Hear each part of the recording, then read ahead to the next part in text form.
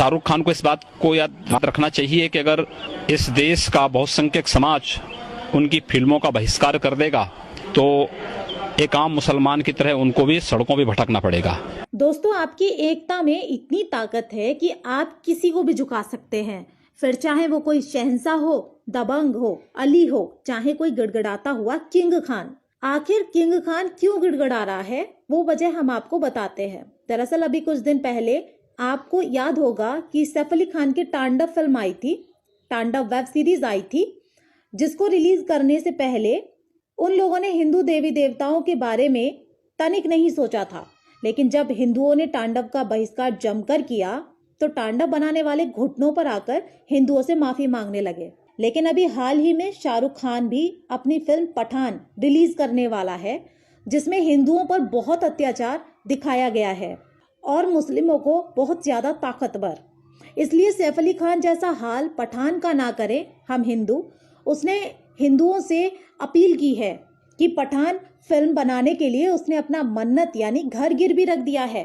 अगर हम हिंदुओं ने उसकी फिल्म नहीं देखी तो वो रोड पर आ जाएगा। दोस्तों, उसका हिंदुओं के सामने यूं गिड़गिड़ाती अपील करना मुझे तो बड़ा अचंभा हो रहा है कि हिंदुओं के भगवान को जी भर कर गालियां देने वाला, पाकिस्तान को नोटों की खैरात देने वाला आखिर एक फिल्म के लिए भला अपना घर दांव पर लगा सकता है क्या? बिल्कुल नहीं।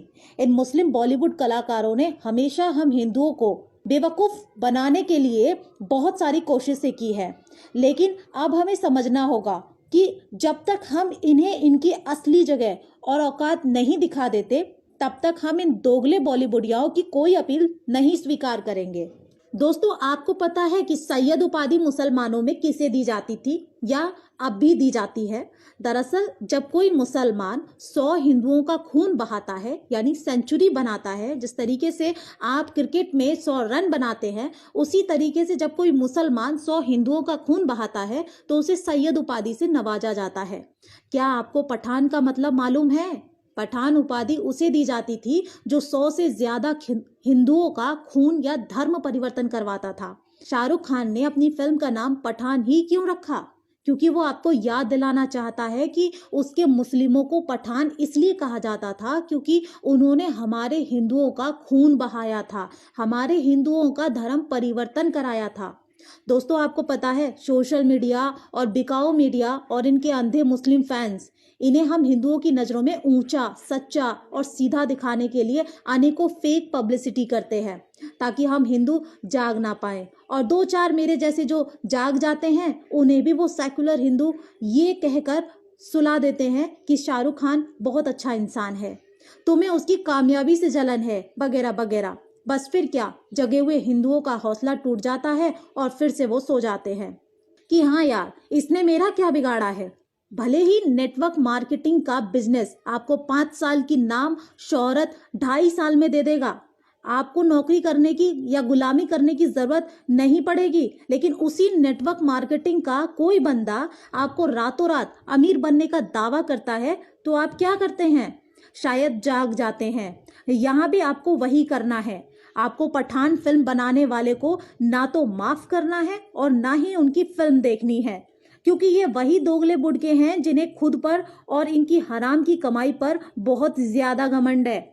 और ये वो भी हैं जो हमारे भगवानों, पंडितों, मूर्तियों, मंदिरों का अपमान कर पैसा कमाते हैं। और इतना ही नहीं, हिंदू माताओं बहनों को प्यार के जाल में फंसाकर मुसलमान और उनकी कौम बढ़ाते हैं। इसलिए शाहरुख खान की अपील से पहले मेरी अपील सुनिए।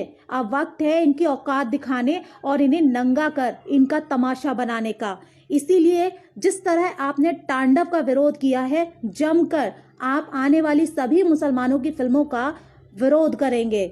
शाहरुख खान को इस बात को याद रखना चाहिए कि अगर इस देश का बहुसंख्यक समाज उनकी फिल्मों का बहिष्कार कर देगा तो एक आम मुसलमान की तरह उनको भी सड़कों पे भटकना पड़ेगा।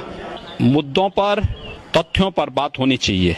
भारत के अंतर्राष्ट्रीय छवि को खराब करने की जो अंतर्राष्ट्रीय साजिशें हो रही हैं, उस साजिश से सबको बचना चाहिए। और अगर कोई इस प्रकार की साजिश किसी व्यक्ति या किसी पार्टी को निशाना बनाने के लिए पूरे देश को या बहुसंख्यक समाज को, दुनिया का सबसे सहिष्णु समाज को, ये तो हिंदू समाज है, उस हिंदू समाज को बदनाम करने के लिए कोई इस प्रकार के षड्यंत्रों में शामिल है तो उसकी सामूहिक निंदा होनी चाहिए, उसका सामूहिक बहिष्कार भी होना चाहिए। पाक आतंकी और मुंबई ब्लास्ट का मुख्य आरोपी है हाफिज सईद ने जो है कहा है कि अगर ऐसे लोग शाहरुख खान हो या फिर जो साहित्यकार हैं वो लोग अगर असुरक्षित महसूस कर रहे हैं भारत में तो वो पाकिस्तान आ सकते हैं, निमंत्रण दे रहे हैं। बखूबी जाएं लोग, हम भी इसका स्वागत करेंगे कि ये लोग जाएं। कम से कम भारत को बदनाम करने वाले लोग अपनी वास्तविकता और अपनी औकात को भी समझेंगे। एक बार जामा मस्जिद के इमाम ने पाकिस्तान जाकर के देखा था, जब कुत्तों की तरह उसको दुत्कारा गया था वहां से, तो उसी प्रकार से यही हाल इनको भी होंगे। आतंकी ऐसा कह रहा है। मैं कह रहा हूं ना, चाहे ये लोग आतंकी भाषा ही यहाँ बोल रहे हैं।